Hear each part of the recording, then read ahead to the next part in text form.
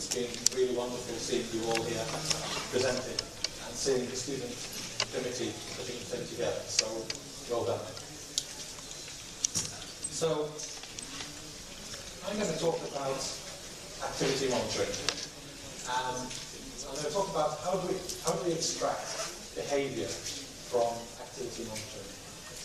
My background is in neural engineering, so I have an interest in extracting information from signals, mainly brain signals. And for the last 10 years, I've found myself working more and more in behaviour. So not only directly recording neural recordings, but also inferring behaviour from recordings. So I'm going to break it up into a few sections. First off, we'll start with why monitor? What's the point of doing this? What are we going to get out of it? Then we'll talk about the sort of technologies that we can use for monitoring, the technologies that exist, and the technologies that we're interested in. And then I'll show you two applications. One is around mental health. So how can we use behaviour monitoring in mental health? And secondly, we're going to talk about independent living. And this is used more and more for the elderly. So older people living alone at home, how are they able to cope? How can we see that they are able to cope at home? And finally, we'll speculate a bit about where we're going with this. What does the future hold? So why monitor? We're monitoring activity. We're trying to extract behaviour from activity. If we think about it, this is the model that's happening in the UK, but I'm pretty sure that this is happening around the world. What I'm showing you here is that the way we do healthcare at the moment, or I guess in the past and starting to change, is in the old model of care, medics, clinicians will tend to focus on acute conditions and be very reactive. You know, something happens to you, you get rushed to hospital to try and fix you, try and make you better. Everything is centered around the hospital, and everything is centered around these disjointed episodes, meaning that you tend never go to the doctor, never go to the hospital. Something happens, you go to the doctor, you get better, you never see the doctor again. Very much dependent on the doctor, so the doctor is the king. The clinical profession are sort of the last person who says what happens in the situation. And the patient is just a passive recipient. So the patient just does what he's told. The doctor tells you have to do this, you do it because the doctor knows best. And self-care is relatively infrequent. So people tend not to try and do anything about their condition, they do what they're told. And the use of technology in the past has been quite rare. It's getting better, of course. Where we're going now, and this is certainly happening in the UK, and I'm sure it's happening elsewhere, we're going towards this new model of care. And in this situation, we're focusing more on long-term conditions. So we don't wait for something to happen. We know that people are living longer with conditions, with life-threatening conditions, but which can be managed. So we look on long-term conditions. And we look at prevention as well as continuing care. So people now don't necessarily have to die of chronic diseases, but can be well maintained for a very long period of time in their life. Also, healthcare now is becoming integrated with people's lives.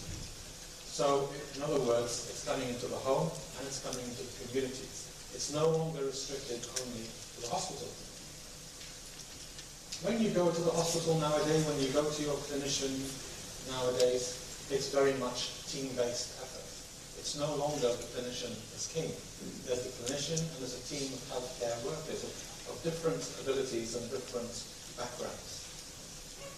The patient is a partner in this team. So suddenly people are looking after their own health and have the ability to make decisions about their own health. And self-care is actually encouraged and supported. In the past, you're the patient, you don't know anything, you do as you're told. Now it's a very different story. And of course, most of this is happening because there's an increased dependence on ICT, information computing technology, as well as devices. So this is the era that we're working in. And it's because we're working in this area where healthcare is moving away from the hospital, it's coming into the home, into the community, the patient is being part of that healthcare system, then it's for this reason that this sort of wearable, mobile healthcare in the home is becoming more and more prevalent. In particular, we're going to concentrate more around activity monitoring, but this is the setting in which we're working. So, for healthy living in the home, this picture says it all, really. The fact that we have technology which is available to absolutely everybody, which has more power in it than certain people compare this to the power that the lunar landers had back in the 60s. They have a huge amount of processing power on these devices, as well as built-in sensors, communication, a touch screen, you can communicate, everything. What this does is it empowers the individual. It allows the individual to be independent for longer. But it also empowers the healthcare professionals, because it gives the healthcare professionals another tool, another way of getting information from the individual. And I think it's very important that we're now moving, and I think we're very much there, away from managing illness to promoting wellness. So we no longer are about looking after sick people, but we're promoting how can we stay healthy for longer and try and move away from illness entirely if we can promote well-being. So this revolution, if you like, based around this use of ICT, is helping us to get that. So why monitor activity? There's many different reasons why you want to do it. Most of you will know that most of the products that are out there are generally based around exercise, allowing you to assess your well-being. But also it's important to look at daily activities and active living. And that doesn't mean necessarily exercise, but it means how active are you in your daytime? Do you go and have a walk, or do you sit down in front of the computer even during lunch, even during the evening, that sort of thing? What sort of activities do you engage in to allow you to be more healthy? Of course, it's also useful in long-term conditions. Obesity, as we've heard, is one of the biggest problems, one of the biggest epidemics, if you like, in the world, even in the developing world. So, in that sense, it's a big problem. Also in rehabilitation. Rehabilitation usually is a tool for allowing a person to regain some level of function, whether it's rehabilitation after a stroke or after an accident, broken limb, whatever. Allowing us to monitor well-being, monitor activity in the home is going to be very useful for rehabilitation. As I said, independent living, and look closely tied to that, activities of daily living. In the elderly, it's a fact, let's put it this way, it's a fact that elderly people are living older for longer. Therefore we have entire populations, and it's going to get worse and worse as we move forward, of elderly people living older, probably living alone, with conditions, so they have chronic conditions, they have diabetes, they have chronic heart failure, they may have, breathing difficulties, whatever. But all of these are managed, and they're not going to kill them. That's not what's going to kill them. But these people want to remain independent. They want to have an independent, fulfilled life. And to do that, what clinicians do is that they monitor their activities of daily living. And what by that we mean is, can they get up in the morning out of bed? Can they dress themselves? Can they feed themselves? Can they wash? Can they go for a walk? That sort of thing. I'm not talking about running a marathon. I'm not talking about doing any sprints or push-ups. It's just activities of daily living. Other areas where this is interesting is, for example, in ADHD. This is in a younger generation, usually, but not only, where essentially it's a disorder of behaviour disorder. Usually, in this case, it's about how much activity is happening, not how little activity is happening. Mental health. Mental health is one of the areas in healthcare which usually gets overlooked. We tend to see a lot of people talking about different ways of looking after our hearts, looking after our limbs, looking after prostheses, etc. But very little is said about how can we look after people with mental health issues? How can we detect mental health issues? And how can we treat mental health issues? So there's many different ways in which activity monitoring, and I've relabeled it now to unobtrusive monitoring for well-being. And we'll come to the unobtrusive bit in a minute. But for well-being now, it should start to become clear that what I'm trying to aim at is, in all of these different situations, what we're doing is monitoring an individual to try and assess how well they are, not how sick they are, but how well they are. So there's very wide-ranging applications. And I'm sure there are others which I haven't mentioned or you can take through. So that's why we're going to monitor. Let's talk a bit about what sort of technologies are important in this particular sphere. Again, I've mentioned the iPhone before, and it's not just the iPhone, of course, it's smartphone technology. Technology which allows you to carry in your pocket a device which has a really good screen, something which allows you to communicate with it, so you can touch the screen, you can talk into it, it can record your voice, it can record images, it can transfer data, it's got sensors on board, such as accelerometers, and all sorts of different other sensors. And this device in itself is, as they say, these iPhones are amazing. Whether or not iPhones will be doing this is a different story, but this came out just as the iPhone came out, this cartoon. And it sort of implies where people think this sort of technology is going. So we already have a very powerful processing platform in our pockets, most of us. And it seems mad to try and design a new platform to do the sort of thing that we want to do. So what do we need? If we break it down into the different components, we need sensors, or some sort of sensor system, depending on what it is that we're recording. We need some data acquisition platform. We need to be able to extract data from those sensors. We then need to be able to either store or communicate that data somewhere. And we need a display, because usually we need some form, some way of interacting with the device. And of course, this is really, really important. We need something which is low power. Because low power means long life. If we have a device which we've written an app for, and you put it on your iPhone, and your iPhone battery dies in 2 hours, then it's not going to be very useful for us to monitor long-term your well-being if your iPhone is constantly being plugged in to charge. And usually when you take it out and plug it in charge, you can forget it and you don't wear it. So low power is a very, very key requirement. And what sort of things are we interested in measuring, or rather, how are we interested in measuring these things? First of all, it really should be simple for human interaction. As much as possible, as little interaction as possible. It needs to be fit for purpose. There's no point designing something which looks really nice, has all of the latest graphical interfaces, etc., but then you have to go through 5 screens before you can say yes, or something like that. So it really needs to be fit for purpose. It should be non-laborious to wear or use. If it's a wearable device, you don't, if you're having a cardiac monitor, it really shouldn't involve you having to do 10 straps and elastic bands and glue and that sort of thing. It really needs to be non-laborious to wear and or use it. Cannot be duped, and this word duped means, in the context I'm using it, is it needs to be clever. It can't be a device that you can tell it something which is not true.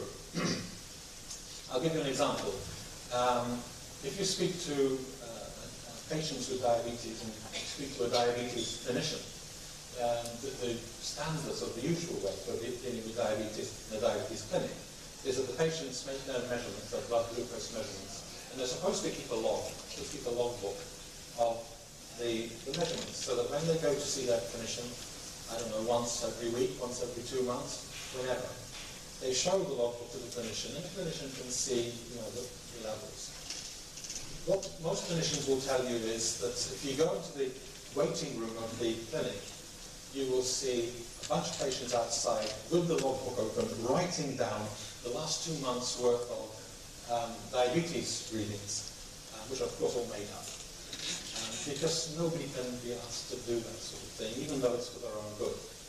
So you need to have a system that you can't do that sort of thing. You know, if it gives you a reading, it should be a real reading, and not a reading that the patient intends to try and fool the system. Also, users must be able to get on with their lives. The best type of wearable system, I think, is the system that you wear it and you forget about it. And it's monitoring you, it's doing whatever it needs to do about your well-being. You're okay with it monitoring you, but you don't really want to keep bringing it out of your pocket and answering a questionnaire every 5 minutes. You don't want the electrodes, if there are electrodes, to keep falling off every 5 minutes. So you want to wear it and forget it. So the big word here, and it's been used in this room before today, is unobtrusive. So unobtrusive means you wear it and you forget about it.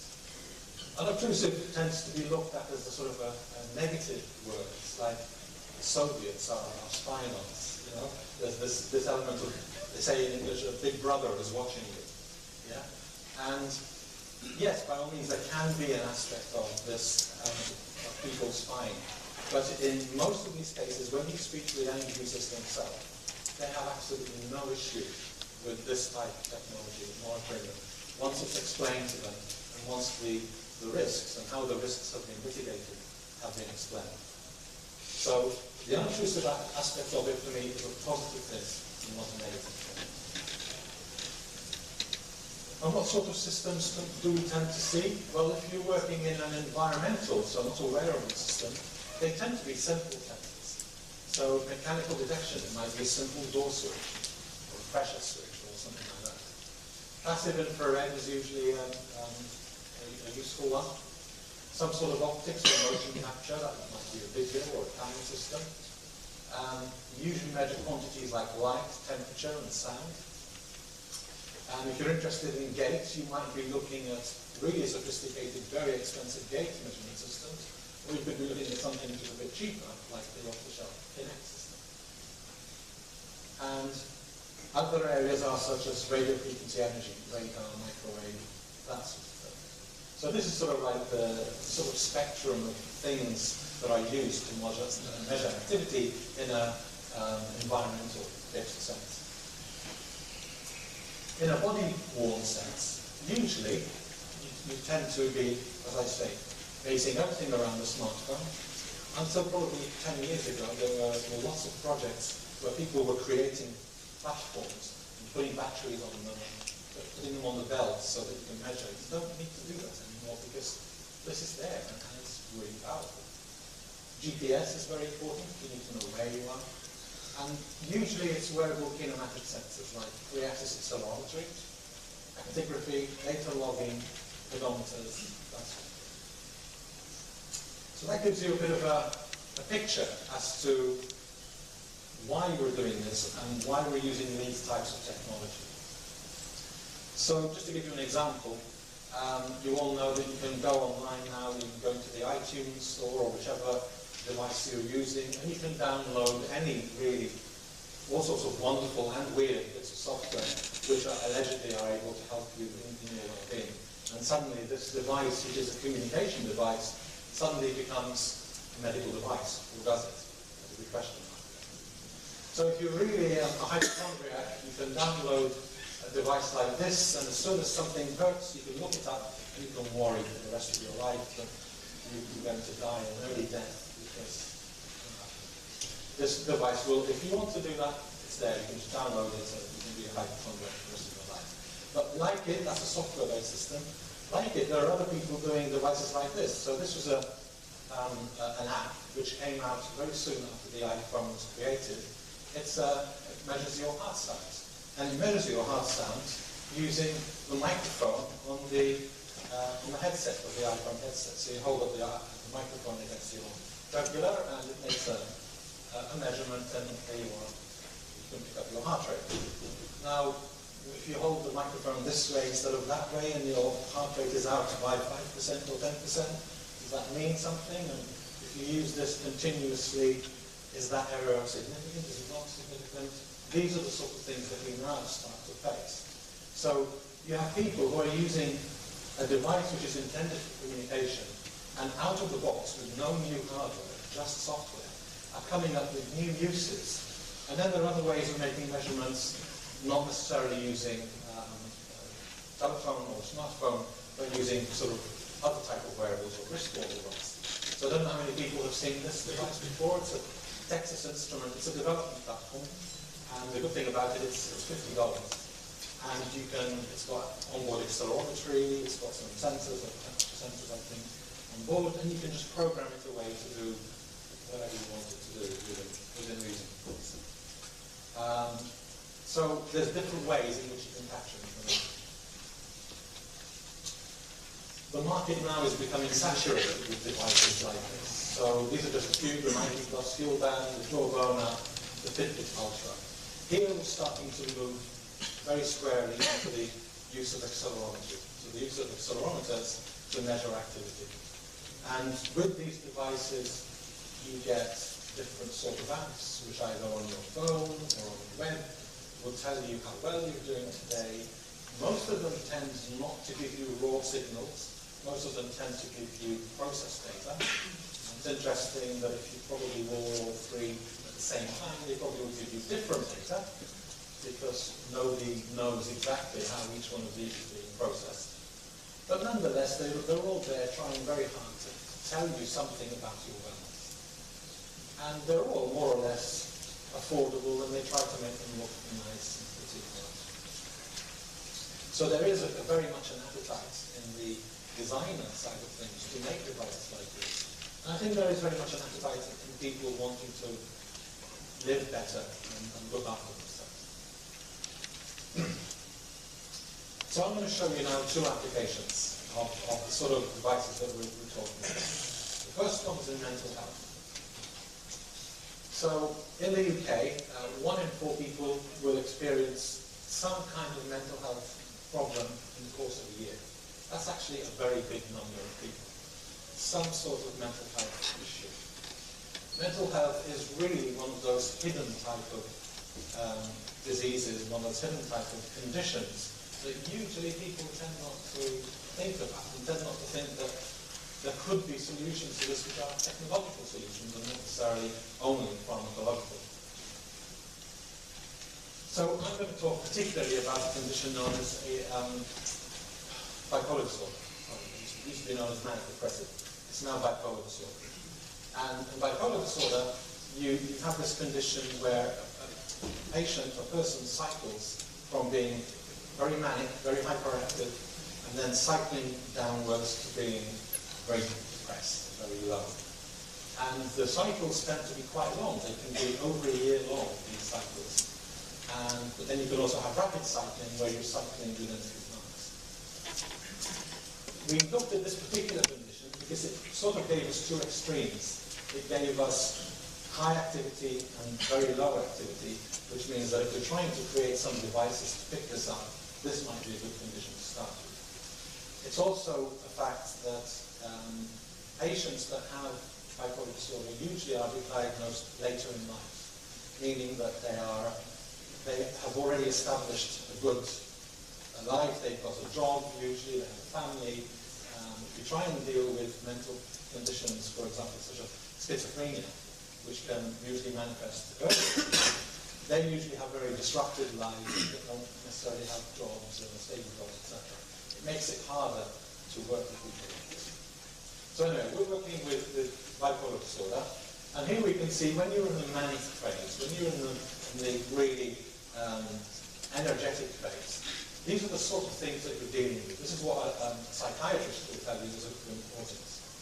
So persistent, elevated, expansive, or irritable mood, increased sociability, talkativeness, flight of ideas, pressure of speech, talking a lot, writing down lots and lots of things on many bits of paper, no need to sleep, just so much energy, some elements of psychotic symptoms, and the mood is significantly altered, irrespective of the circumstances. They're just high, they want to be high.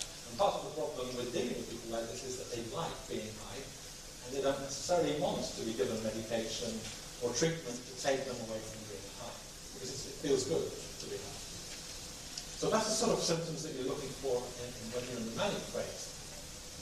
When you're in the depression stage, you're looking, of course, for things like depressed mood, loss of interest and enjoyment in nearly all activities. You just can't, have no interest in anything. Reduced energy levels, activity levels, self-esteem, concentration. Normal occupation and social functioning will be impaired, or may require more mental efforts to maintain. And another thing that a clinician will say is suicidal thoughts. How do you measure suicidal thoughts? So here you can see these are sort of the correlates for the different areas. Can we design systems that are able to tell the difference between these two extreme states? So we came up with this project called CAM, Personalised Ambient Monitoring. It was funded by EBSRC. This is the UK's funding body for research in engineering, physics, and physical sciences. It's like one yeah.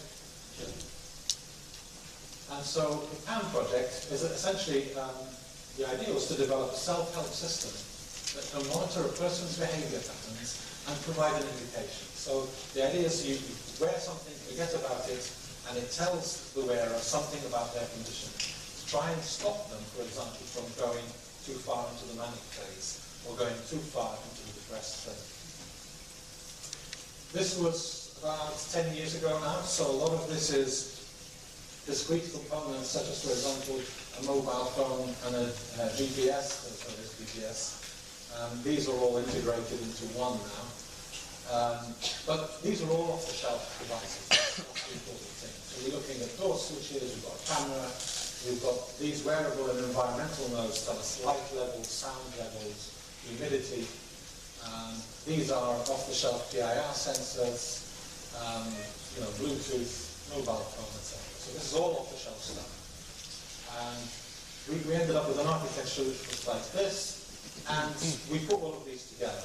Now, I don't have the time to go through how the entire system works, but I'm going to pick on a few different aspects. So one thing that we picked on was the use of a camera. Now, a camera clearly is not a wearable, it's fixed, but what a camera does allow you to do, it allows you to survey the scene. And with the issue of privacy, especially in the UK, where privacy is extremely well sought and looked after, acquiring an image and transmitting an image is a very, very big deal. So we wanted a system which looks at an image, but doesn't look at an image as such. It extracts information from the image, throws the image away, and just stores the information extracted. So we have a system where you can put the image, so here's, for example, here's a camera, it's got a fisheye lens, it's in the kitchen, and we can draw these boxes in the image to indicate areas of interest, regions of interest. So here's one up over the door, that's the kitchen counter, and there's the cooker. And so what we do is we basically want the system to very simply just count anytime something happens inside each one of these boxes. So in effect, we have 3 PIR sensors, in effect, which just tells us how many times something happened here, here, or here. Or if it's in the hall, going upstairs, or going along the hall, etc. And the idea being it just counts the number of times it does that. Now to do that, of course, we need to do some image processing, segmentation, feature extraction, all that type of thing. But at the end of it, we end up with essentially binary zeros and ones. And we use the really technical term of blobs. We end up with blobs coming out of this camera, not images. And this is what you end up with. So let me explain what we're looking at here. This is 24 hours of recordings. And what we can see again and again and again is 24 hours after 24 hours after 24 hours. So there's probably like a month's worth of data there, all superimposed on top of each other. And on this axis here is number of hits, number of blobs in each one of those little regions of interest. In particular, we're looking at the one which is over the cooker. So this is telling you how many times somebody was in front of the cooker for 24 hours for the last, I think it's about a month's worth of data there. And you can already, if you look at this top one, you can already start to see certain amounts of patterns happening. 4 to 8 a.m., nothing much is happening. In the morning, lunchtime, night time, and 1 o'clock in the morning. I have to stop and explain here, this is like proper academics. We do all of this science very scientifically and we use our PhD students as doing things. So this is PhD student activity, so it's a student activity, so it tends to be a bit skewed. So there's things happening at 1 o'clock in the morning, which I guess for you, you're all going out for lunch, for dinner at 1 o'clock in the morning. But usually in the UK, people are not going out for dinner at 1 o'clock in the morning. And you can start to see sort of patterns emerging. What we can then do is do some analysis on this data. We do some dynamic warping the data sets. Because basically, if you have dinner at 8 o'clock, you don't always have dinner at exactly 8 o'clock. It might be 5 minutes before, it might be 15 minutes after. But usually the pattern is repetitive. So what we do is we do some dynamic warping, and from here we end up with this. And from this, we can then train a system to learn a model. So we can then have a model which models what's going on here. So here we end up with this, what we call this latent trace. And this is giving us a model of your pattern of behavior in this very simple, very particular sense, which is how many times you were in front of the cooker or not. And you can see that there's something happening at 1 o'clock in the morning, there's lunchtime, no breakfast, students don't eat breakfast. There's lunchtime, and there's dinner time, lots of activity. Now, this is just one sensor. This is one region of interest in the camera. We have many regions of interest. We have door switches, we have sensors that we're wearing. Each one of these, we apply the scrutiny to. Excuse me. And you end up with this. So what we can see here is these are a number of days now. So 10 days, 20 days, 30 days. There's 2 months data there. The dotted lines are the weekends. And the lines in between are normal weekdays. The first, 15 days, first 2 weeks essentially are training days. So we use this data for training. We then, once we've trained the system, we let the system run and we look at the outputs. Each one of these lines, which is all over the place, is the output of the latent trace of a single sensor. And we call it a behavioral score. So we have an output, what we call a weighted behavioral score. And if we get these and we somehow use some technology to weight them and add them together, we end up with a single value, a single trace, which we call an activity signature. And this activity signature tells us how similar the days from day 15 onwards are to our training day. Okay. In this particular example, what we did is we trained the system on the days of the week, but we never told it what the weekends look like. Bearing in mind that we're dealing with students, the weekends usually are very different from the days of the week. And if you look at the system, what it's telling us is that the difference score is very different during the weekends, and relatively the same during the week. Different during the weekends, during the week. Different during the weekends, during the week, and so on. So in this system, we could verify that we can tell the difference between weekdays and weekends. We didn't have to give it any. There was no expert system in there. There was nobody in there telling it this is what behavior looks like in bipolar or non-bipolar, etc. All it is looking at all of these sensor outputs and making sense of them. So that was quite encouraging for us in the mental health area. And then an opportunity came along to get funding from the European Union for this project. And it's a multi-university project across Europe. And Warwick is one of the partners. And this is the name of the project, Useful, Unobtrusive Smart Environments for Independent Living. The idea being that using low-cost, off-the-shelf technology, we can assist elderly in living independently. Basically, can we, using technology, allow the elderly people to live more independently? So we have a system which is made up of a whole bunch of different parts. So you've got the end user there. There's a web TV, so an internet-based TV. There's a tablet PC, and there's a wrist-worn device, a watch, essentially. There's your older person who wears the watch, uses the tablet, uses the TV, and information is extracted from this network and sent on to different levels, a nurse, technician, call handler, etc. I'm only going to talk about the wrist-worn device. So this is what we use. And again, this is off the shelf. We haven't done any hardware bills or anything like that. So this is an Android smartphone. It's Android at version 4.2, I think, whatever it is at the moment. So everything that an Android smartphone does, this does. You can do phone calls, you can interact with it by touching the screen, you can program it because it's open source, and etc. So it's a bit bulky. We're actually now at the point where we've used the second version of this, so we've got a newer one which is not so bulky. I was going to bring one with me, but we're actually testing them at the moment with the others. And so we've got code for it. And this is the home screen of our device. So if you're wearing a watch, the least this watch can do is tell you the time. So the idea is that you wear this watch and it tells you the time. You don't really need to interact with it more than that.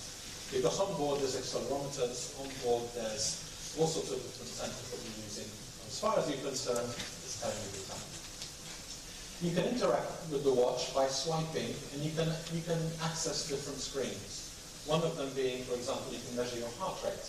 The watch has a camera on it, just like any Android device.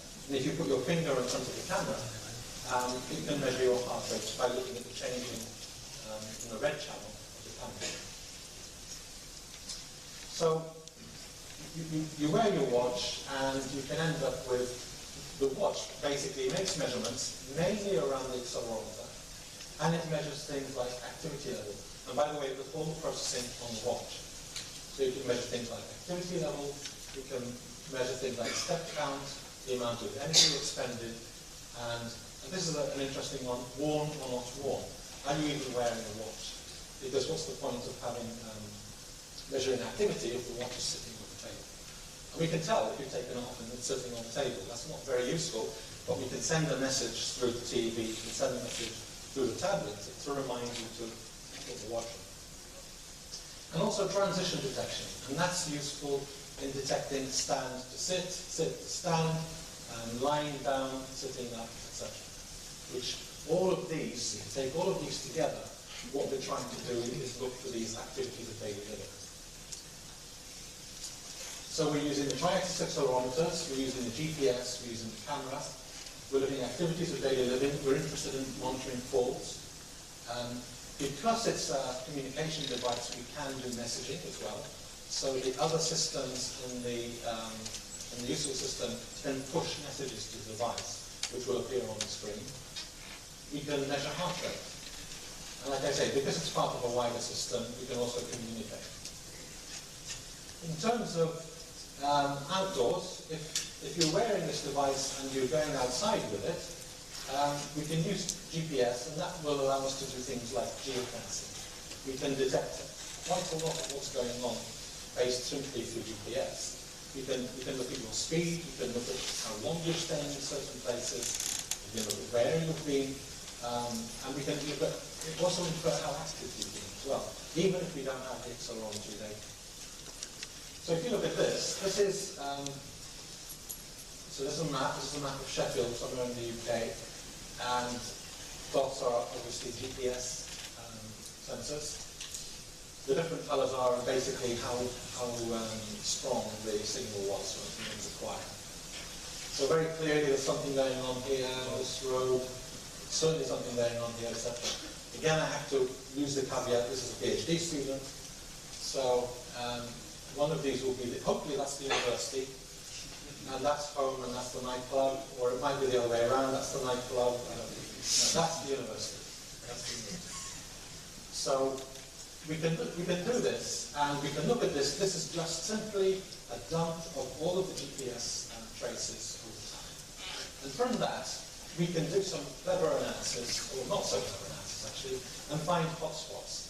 And we can identify regions where, again and again, are being visited in a certain pattern. Now, the beauty of this is that we can actually take away the map. We don't care what the map is. What we're interested in is where you're going and how often you've been there and how active you are when you get there. We don't necessarily need to know that this is the university and that is the home and that is the bar or whatever. We don't need to know that. And this is the beauty, because again, the whole issue, if you try and put GPS on somebody, and the newspapers in the UK find out. But with this, you don't need a map. You can take the map away. And we can infer quite a lot. So, that was just to give you a bit of a flavour of the different ways in which we do things in our projects. So in terms of the future, what does the future hold, and what's the appetite for working in this particular area? We have a system that is very prototypical as part of the useful system, which essentially is a mirror, where we have a mirror with a camera hidden behind it. And the idea is you get up in the morning and you brush your hair if you have it, or you brush your teeth, and it looks at you and it tells you you're feeling well today, or your heart rate is 68. I don't think I would get one of those, because it probably wouldn't have very nice things in the world. But the idea is that the unobtrusiveness side of it is going to get bigger. So I think people are going to realize that by giving up certain elements of their privacy, certain elements of their life, they can get more up-to-date information as to their wellness and their well-being. And technology like this is actually not that far away. You can already measure heart rate, for example. If you just look into a camera, and the camera can lock on your pupils, it can measure heart rate, it can measure breathing, for example. Wearable health monitors. So this is more to do with health than well-being. So this is monitoring diabetes, this is monitoring blood pressure, this sort of thing. We're getting to the stage now where we can. This is a wearable blood pressure monitor, for example. Blood pressure at the moment is one of those holy grails, because at the moment you have to wear this big cup that has to inflate and deflate, but there are other ways in which you could do this. And it's becoming okay, and I suspect if somebody walked down the street wearing something like this because they needed to for their well-being, for their health, I don't think people would look twice at them anymore, because it's becoming the norm. Of course, we're also going down the route of implanted devices. So devices where you don't have to wear them on the outside, you wear them on the inside, because you can get some really interesting information, and you can make them smaller. There's also an interesting movement of people known as quantified self. How many people know about quantified self? Anybody? Not many. So quantified self is a group of people who are really interested in getting numbers about themselves. They're very interested in quantifying their lives. And this is the sort of thing they're interested in. They're interested in getting information about their mental health, their physiology, dreaming, genetics, activity, drugs, drink, sleep, diet, and the equivalent of doing something like that. And this is a movement. They have conferences, and I've been to a few of the conferences, two of the conferences in Europe. And these are people who are interested in asking the sort of questions that I'm asking here. How much can we get away with? So they don't happily walk around with a camera around their neck, monitoring their everyday life, so that they can try and tell something about their sleep habits or their diet, for example. And so it's very interesting. There's a group of people actually doing this, and this group of people is actually moving, believe it or not, technology forward, even though they themselves are not necessarily technological people. So it's worth looking at the quantified self.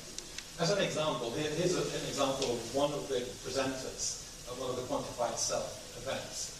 So this is a guy who created this program called Life Slice. And I have to say, lots of people there are geeks. When I went, I thought I'm going to go there, and there's going to be people with Macs, and they're going to be sitting on bean bags on the floor. And you know what, I was right. I turned up, there was like 90% Macs. Sorry, I use a Mac. So. And there were bean bags on the floor.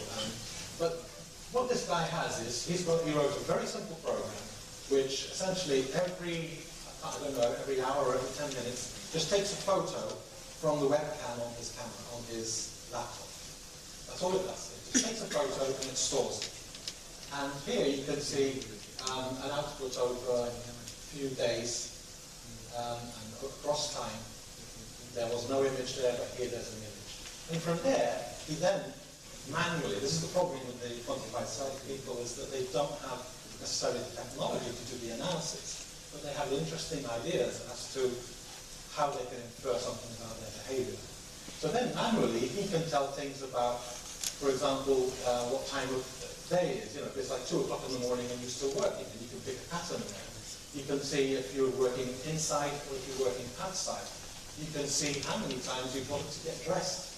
This guy's a self-employed computer programmer. So one of the things he said is there are a number of times I didn't want to get dressed. And I'm working on my computer. And so it raises very interesting, and you can download this program if you really are curious about your life. You can just download it and run it on your computer. But it's very interesting that people are now asking questions like this about how can I use technology which is here, which is around me, to answer questions about my well-being. This essentially brings us to this whole, I'm not going to jump on the buzzword big data, but essentially, if we forget the buzzword big data, there is a lot of information flying around. We shouldn't be trying to create new ways of creating new information. I think we should be finding ways of making sense of the information that we're getting and using that information to tell us something about ourselves. For example, I don't know initially how common this is, but it's becoming more common in the UK, certainly I'm sure in the US, where you can monitor your energy usage. And you can monitor your energy usage, and you can see things like, this is the dryer working, this is the fridge working, the TV, the heater, and you can monitor it from a single sensor on the mains cable outside. This also tells you something about your behavior. If your TV is on constantly at 4 o'clock in the morning, and then everything goes quiet until midday, that's very valuable information for bipolar disorder, for example, which tends to be the habit.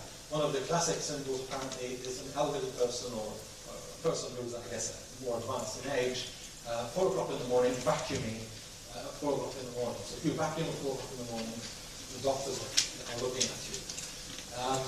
So there are classic symbols, there are classic signs to look out for. And these are very interesting as well. This was used by marketeers. Have any people heard of this, something called Bluetooth encounters?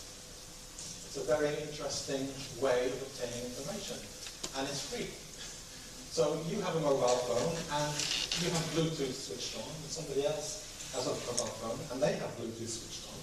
And there's a program, and all this program does is that every time you walk by another phone, and the Bluetooth system's handshake, the program logs the handshake. It just logs that at this time, at this place, I met mobile phone number ABC, whatever. So unique identifier.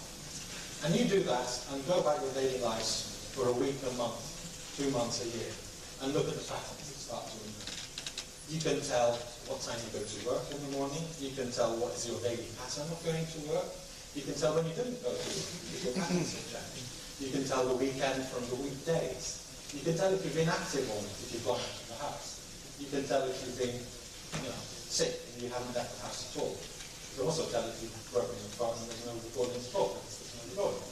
But this is data which is coming for free. Yeah? And this is used by marketeers in shopping malls. So they will have a Bluetooth system sitting somewhere, and as people walk by, it just registers, it handshakes with the phones, and they can tell how many people are walking by, which part of the mall they're walking to, etc. And it's free. Nobody asks you permission to do this. So this is the sort of thinking that I like. This is the sort of thinking which I think we should all be thinking about in terms of how can we extract information about well-being. It's how can we use existing information to infer something about wellness. So in conclusion, hopefully you've seen that for activity monitoring, unobtrusive monitoring does have very varied applications across healthcare and wellness. And I want us to start thinking about wellness, not only about illness. There are technologies which are very variable, but usually it's either wearable, environmental, or a combination of both. Usually it breaks down to that. Through wearable measurements, we can infer quite a lot about state of health or well-being. And sometimes the data is not very clean, sometimes the data is interrupted and broken, but a lot of the times, if you measure long enough, you can tell something really useful about that person. And finally, unobtrusive measurements do generate a lot of data, and this is the key, making sense of the data. That's what's crucial. So the quantified self-people, I think, have the right idea.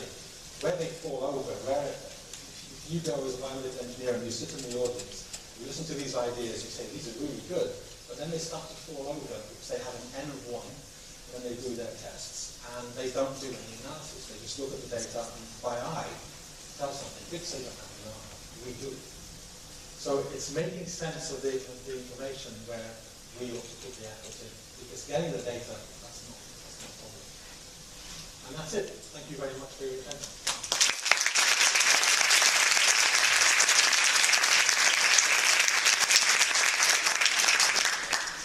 Well, thank you very much, Christopher, for the nice talk.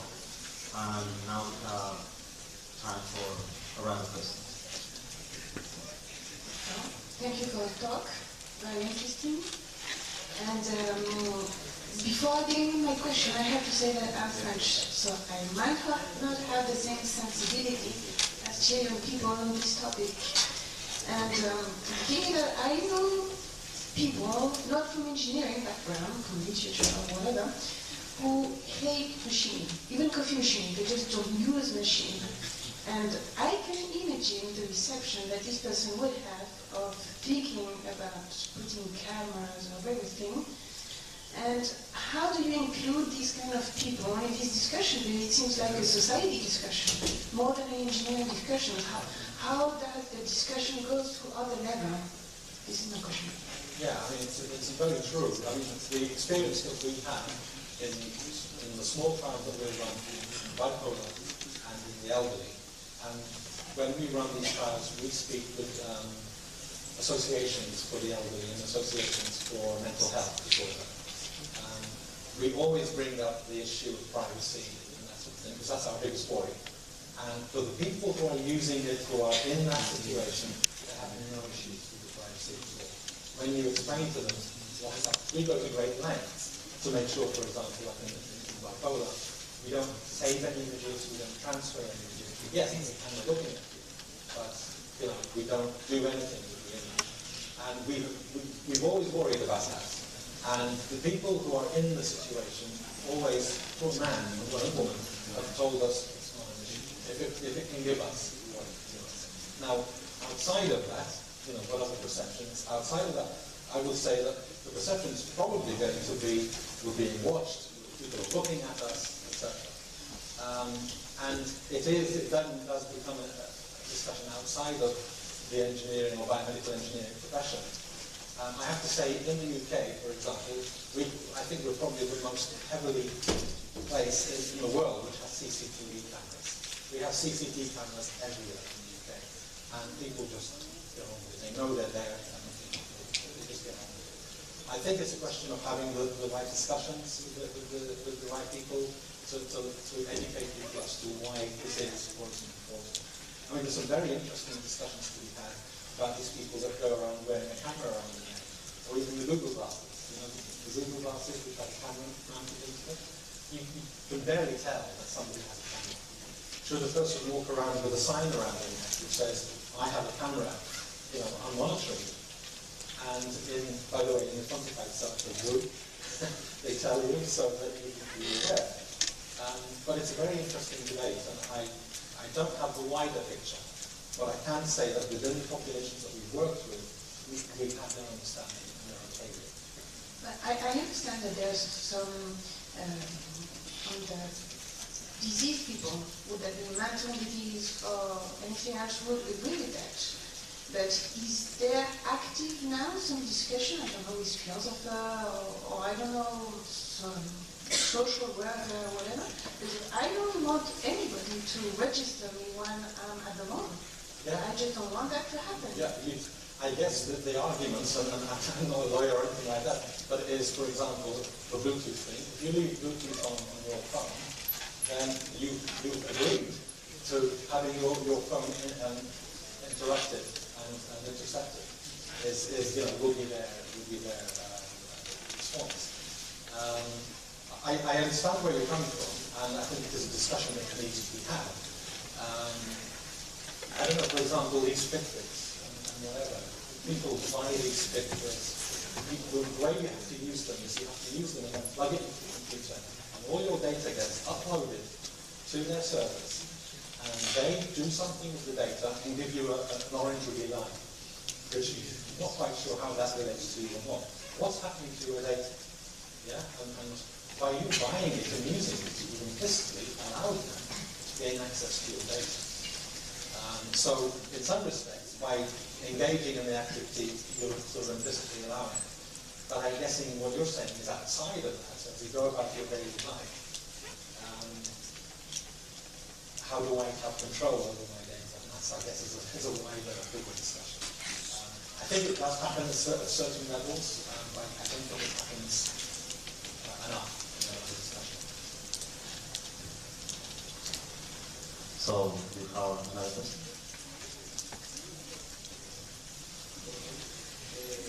Quería saber sobre cómo se encuentra actualmente la investigación de las pulseras, el Live Fund, qué se encuentra para el futuro sobre eso y sobre los implantes, cómo está actualmente esa industria.